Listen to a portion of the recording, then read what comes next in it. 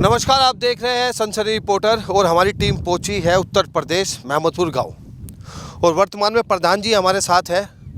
गांव की जिम्मेदारी इनको मिली हुई है 5 साल के लिए और इन्होंने एक मिसाल दी है। क्या मिसाल दी है, इन्हीं से पूछते हैं। सर, अब पूरे गांव में, क्या आसपास के गांव में भी आपकी तारीफ हो रही है?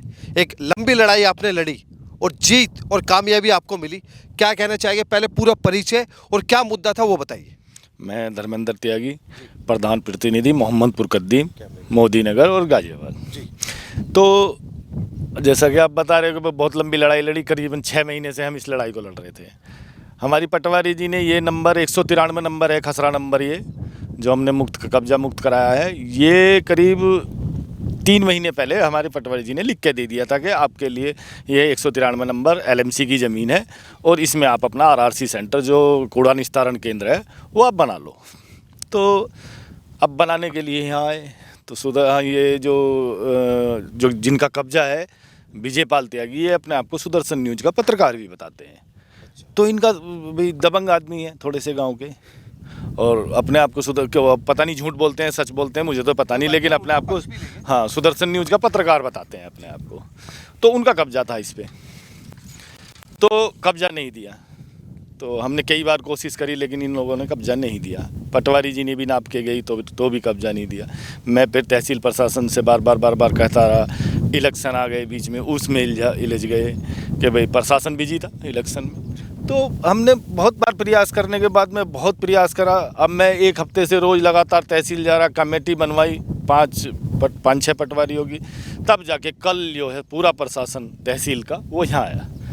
मैं पुलिस के साथ, पुलिस प्रशासन भी था और तहसील प्रशासन भी था, तब जाके हमने इसको कब्जा मुक्त कराया। फिर अब भी आप देख रहे हो कि भाई हमने ये खुदवा के अपने पे कब्जा ले लिया है। अच्छा, कब्जा आपने ले लिया है, तो अब यहाँ पर क्या बनाया जाए? ये आरआरसी सेंटर, जो सेंट्रल गवर्नमेंट की जो हमारी प्रोजेक्ट हैं, हमारा ड्रीम प्रोजेक्ट, प्रधानमंत्री जी के ड्रीम प्रोजेक्ट कह लो उसको, ओडीएफ प्लस में हमारा जो गांव आया हुआ है, और उसमें एक योजना आई है आरआरसी सेंटर की। आरआरसी सेंटर हर गांव में जो ओडीएफ प्लस में गांव आ गए हैं उनमें बनेगा, सभी गाँवों में। तो हमारे गाँव में भी आया उसका पैसा, तो वो सेंटर यहाँ बनेगा, जिसमें गाँव से जो कूड़ा हम जो है कलेक्ट करेंगे वो यहाँ आएगा और यहाँ पर छटेगा, और छटने के बाद में वो आगे चला जाएगा। अच्छा, एक कड़वा सवाल, जब आप ये लड़ाई लड़ रहे थे और अब आपको कामयाबी मिल गई है, बहुत सारे लोग नाराज़ भी हुए होंगे और बहुत सारे लोग खुश भी हुए होंगे। अब आगे आपकी क्या रूपरेखा है? क्या ऐसे ही कुछ और भी आपने रूपरेखा बनाई है? जी, यही सुदर्शन न्यूज़ के पत्रकार, इन्हीं का ही हमारे एक तालाब पर कब्जा है जिस पर इन्होंने अपना मकान बनाया हुआ है। अच्छा, मेरी लड़ाई अब उस तालाब को कब्जा मुक्त कराने की है।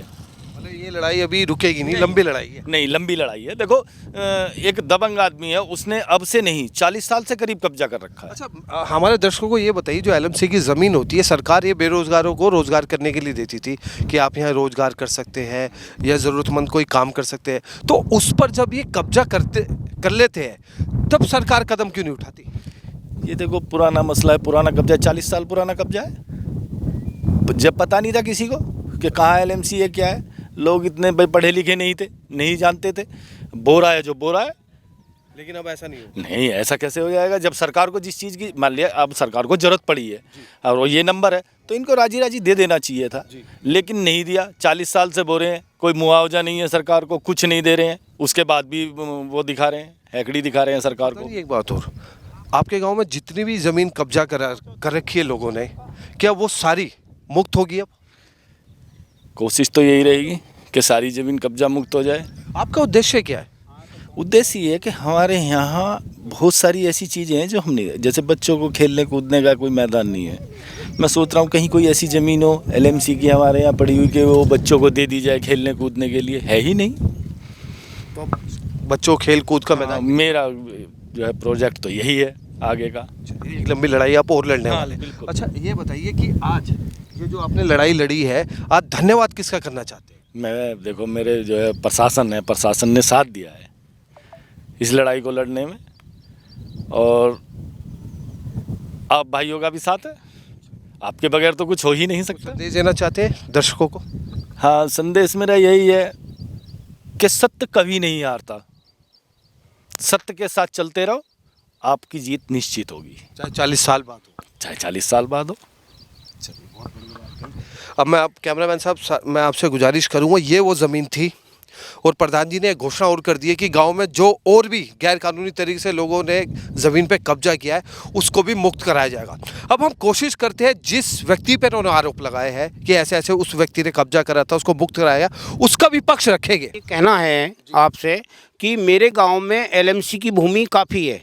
जो मौके पे वर्तमान प्रधान है उसने 1200 गज जमीन पे कब्जा कर रखा है प्रधान ने। प्रधान जी और उन जो पट्टेधारी हैं वो आज गांव में मौजूद हैं, उनको भी देख लीजिए आप, है नहीं, उनसे भी बता देंगे। देखिए इन्होंने तो एक और घोषणा कर दी है कि प्रधान जी ने 1200 गज पट्टे की ज़मीन पे कब्जा कर रखा है। प्रधान जी कह रहे हैं मैंने ज़मीन मुक्त कराई है, वो आप पे आरोप लगा। देखिए मैंने खुद एप्लीकेशन दी है, मैं एसडीएम साहब को लिख करके एप्लीकेशन देखाया, मैं तहसील दिवस में देखाया कि श्रीमान जी जितनी ज़मीन आपकी निकल रही है, जो सरकारी भूमि निकल रही है उसको आप निकाल लीजिए। और मैंने टीम गठित करवाई जिसमें नपत करवा करके। प्रधान जी आपके ऊपर आरोप है कि 1200 गज की ज़मीन आपने कब्जा कर रखी है। कहाँ पे? श्रीमान जी का नहीं, कोई कब्जा नहीं किया हुआ है। मैं उसको आपको प्रूफ दूंगा, वो ज़मीन हमारी पुश्तैनी है, ठीक है। और मेरे पास उनके सारे डॉक्यूमेंट मेरे पास हैं उस ज़मीन के। जो इन्होंने ज़मीन पर कब्जा कर रखा, मेरे पास सारे कागज़ मौजूद हैं। अच्छा प्रधान जी का एक और आरोप है कि तालाब पे कुछ ज़मीन है उस पर भी आपने कब्जा कर। मेरी वो दलाली प्रॉपर्टी है और उसका मैं मुकदमा भी जीतते हुए मुझे लगभग 20 साल। तो आपने प्रधान जी पे मुकदमा क्यों नहीं करा? 1200 ज़मीन पे जो उन्होंने कब्जा कर रखा है उस पर मुकदमा क्यों नहीं करा? मैंने इसलिए नहीं करा क्योंकि मैं पार्टी नहीं हूँ। पार्टी जो है वो पट्टेधारक हैं, जिनके पट्टे कटे हुए हैं। 1975 में उनको पट्टे मिले हुए थे और वो लोग जो हैं वो कर सकते हैं मुकदमा, उन्होंने कर रखा है। इस बात में सच्चाई है कि आपने 1200 गज जमीन? नहीं, ये सच्चाई नहीं है, मैं बताऊंगा आपको उसकी कहानी क्या है। सन 1970 में हमारे यहाँ चकबंदी हुई थी। वो ज़मीन जो है हम चकबंदी से 40 साल पहले का हमारा कब्जा था, यानी कि हमारे नाम थी वो चकबंदी से पहले।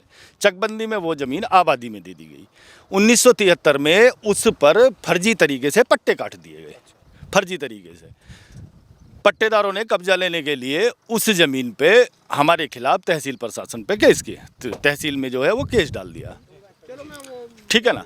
तहसील में जब केस डाला तो तहसील प्रशासन ने यथास्थिति बनाए रखने के आदेश दे दिए गए, उस पर हमारा कब्जा बरकरार छोड़ दिया गया।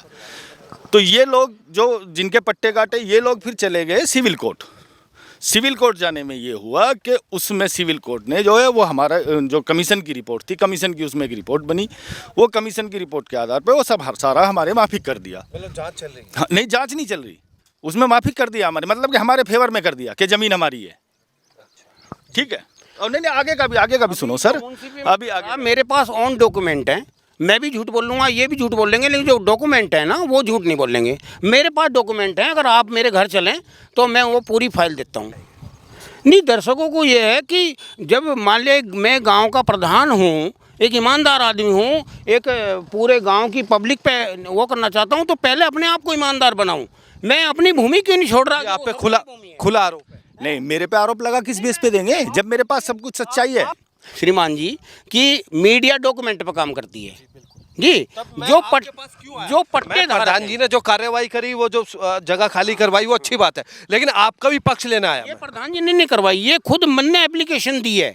खुद मन ने एप्लीकेशन दे करके मन ने निकलवाई है और मेरे पास ऑन डॉक्यूमेंट है, सारे रिसीविंग डॉक्यूमेंट हैं। आपको मैं दिखाता हूँ, चलो। सच और झूठ समझ में नहीं आ रहा। सच तो ये है सर, आपको 1 मिनट खेत में कल खाली हुआ है खेत, आज पानी चला दिया गया है। सच ये है।